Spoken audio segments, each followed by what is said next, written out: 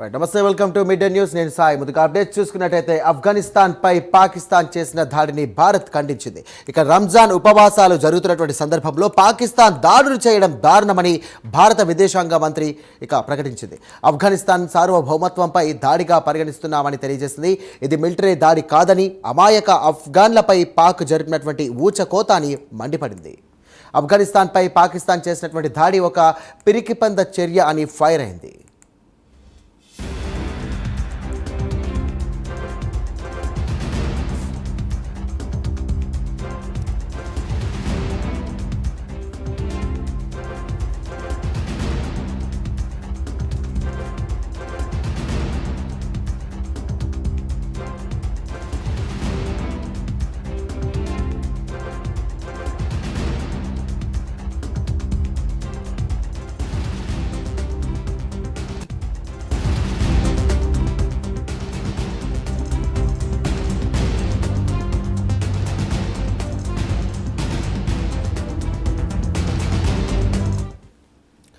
Right, mid day breaking చూస్తున్నాం. ఆఫ్ఘనిస్తాన్పై పాకిస్తాన్ చేసిన దాడిని భారత్ ఖండించింది.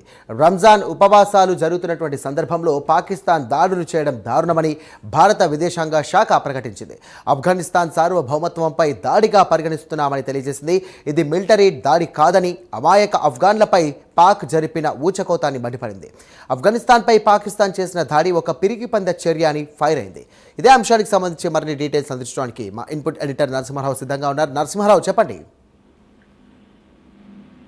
ఆఫ్ఘనిస్తాన్ పై పాకిస్తాన్ కి సంబంధించినంత దాడులు నిన్న రాత్రి నుంచి కొనసాగి దాదాపు 500 మంది ఈ దాడుల్లో మరణించినట్టుగా సమాచారం ఉంటుంది. ముఖ్యంగా ఆఫ్ఘనిస్తాన్ కి సంబంధించి కాబూల్ పరిసర ప్రాంతాల్లో ఉన్న ఆసుపత్రులు, లేకపోతే కొంత మతపరమైన సంస్థలు ఏవైతే ఉంటాయో అక్కడ ఉన్న ఆ ప్రాంతాల్లోని దాడులు ఎక్కువగా జరిగాయి. దీంట్లో చిన్నారులు, మహిళలు, హాస్పిటల్లో చికిత్స పొందుతున్న వాళ్ళు కూడా మరణించారు. ఇది పూర్తిగా ఆఫ్ఘనిస్తాన్ కి సంబంధించినంత వరకు ప్రస్తుతం పవిత్రమైన రంజాన్ మాసం కొనసాగుతుంది. రెండు దేశాలకు సంబంధించి కానీ ఇటు ఆఫ్ఘనిస్తాన్ లో, అదే సమయంలో పాకిస్తాన్ లో కూడా ఈ పవిత్రమైన మాసం సందర్భంగా చాలా చోట్ల ఇలాంటి దాడులు చేయడానికి కొంత బ్రేక్ ఇస్తారు, కానీ పాకిస్తాన్ ఏకపక్షంగా ఇలాంటి దాడులు చేసే ఇట్లా 400 నుంచి 500 మంది పైగా మరణించారు.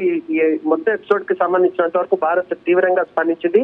ఆఫ్ఘనిస్తాన్ పై పాకిస్తాన్ దాడిని ఖండిస్తూనే ఈ రకమైన చర్యలు చేయడం అనేది పిరికిపంద చర్యగానే భారత్ పేర్కొంది. మరోవైపు మతపరంగా చాలా కీలకమైన పవిత్రమైన మాసంగా ఉండాల్సిన ఈ సమయంలో ఇలాంటి దాడులు చేయడం వల్ల పూర్తిగా పాకిస్తాన్ వైఖరిని అంతర్జాతీయ స్థాయిలో కొంత విమర్శించే పరిస్థితి వస్తుందని చెప్పేసి భారత్ కామెంట్ చేసింది. ఖచ్చితంగా ఆఫ్ఘాన్ కి సంబంధించినంత వరకు తాము అండగా ఉంటామని చెప్పేసి కూడా భారత ప్రభుత్వం కాసేపు క్రితం విడుదల చేసిన ఒక పత్రికా ప్రకటనలో స్పష్టం చేసింది.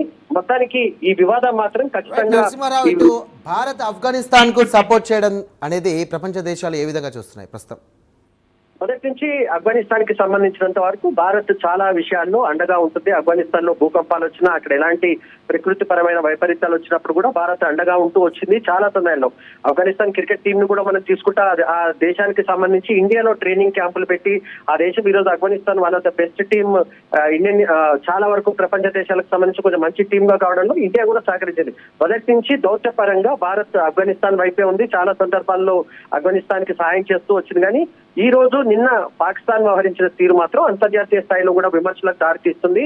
పాకిస్తాన్ పదే పదే మతపరమైన అంశాలు ప్రస్తావిస్తుంది, కానీ పవిత్రమైన రంజాన్ మాసంలో ఈ రకమైన దాడులు చేయడం, అది కూడా హాస్పిటల్ పైన దాడులు చేయడము, 400 మందికి పైగా చనిపోవడం అనే అంశానికి సంబంధించి మాత్రం తీవ్రమైన విమర్శలు వస్తున్నాయి. అదేవిధంగా ఆఫ్ఘనిస్తాన్ కి సంబంధించిన చాలా మంది క్రికెటర్లు కూడా రషీద్ ఖాన్ ఉదయం ఒక ట్వీట్ చేశాడు, పాకిస్తాన్ కి సంబంధించిన వైఖరిని తప్పుపడుతూ ఈ రకంగా మీరు ఏకపక్షంగా ముఖ్యంగా మతపరమైన అంశాల గురించి మాట్లాడితే ఖచ్చితంగా ఇస్లాంలో మహిళలను కానీ పిల్లల విషయంలో కానీ దాడులు చేయొద్దని స్పష్టంగా ఉన్నప్పటికీ ఏకపక్షంగా పాకిస్తాన్ వ్యవహరిస్తుందని చెప్పేసి ఆఫ్ఘనిస్తాన్ సంబంధించిన క్రికెటర్లు కూడా పేర్కొన్న పరిస్థితి కనిపించింది. మొత్తానికి భారత్ మాత్రం మేము ఆఫ్ఘనిస్తాన్ వెంట ఉంటాం, ఖచ్చితంగా ఆ దేశానికి సంబంధించి అన్ని రకాలుగా సహకారం అందిస్తాం, అదేవిధంగా పాకిస్తాన్ వ్యవహరిస్తున్న తీరును అంతర్జాతీయ స్థాయిలో ఖచ్చితంగా విమర్శిస్తామన్న అంశాన్ని భారత్ స్పష్టంగా చేసినట్టుగానే మనకు కనిపిస్తుంది.